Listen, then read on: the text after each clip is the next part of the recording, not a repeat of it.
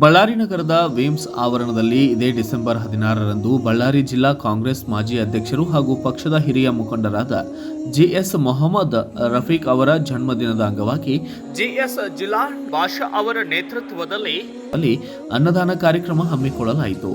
ಈ ವೇಳೆ cake cut ಮಾಡಿ ಜನ್ಮದಿನವನ್ನ ಆತ್ಮೀಯವಾಗಿ ಆಚರಿಸಲಾಗಿದ್ದು, ರಫೀಕ್ ಅವರು ಜಿಲ್ಲಾ ಅಧ್ಯಕ್ಷರಾಗಿದ್ದ ಅವಧಿಯಲ್ಲಿ ಕಾಂಗ್ರೆಸ್ ಪಕ್ಷವನ್ನ ಸಂಘಟಿಸುವಲ್ಲಿ ಮಹತ್ವದ ಪಾತ್ರ ವಹಿಸಿದ್ದು, ಕಾರ್ಯಕರ್ತರನ್ನ ಒಗ್ಗೂಡಿಸಿ ಪಕ್ಷವನ್ನ ಬಲಪಡಿಸಿದ ಅವರ ಸೇವೆ ಸ್ಮರಣೀಯವೆಂದು ಹೇಳಿದರು. ಇನ್ನು ಮುಂದಿನ ದಿನಗಳಲ್ಲಿ ಅವರಿಗೆ ಇನ್ನಷ್ಟು ಮಹತ್ವದ ಜವಾಬ್ದಾರಿಗಳನ್ನು ನೀಡಬೇಕೆಂಬ ಆಶಯವನ್ನ ವ್ಯಕ್ತಪಡಿಸಿದ್ದಾರೆ.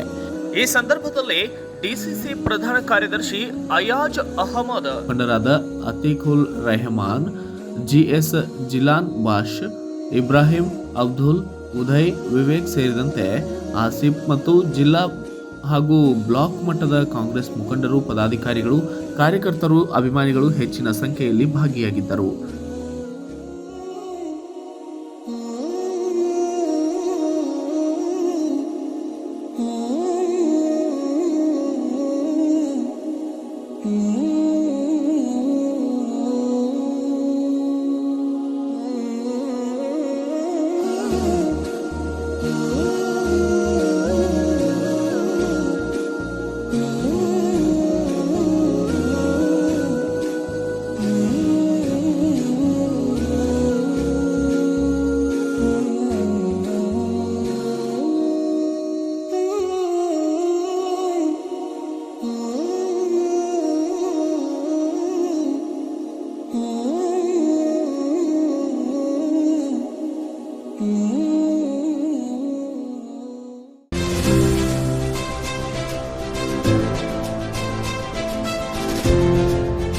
ಇದು ಸೂರ್ಯ ನ್ಯೂಸ್ ಕನ್ನಡ.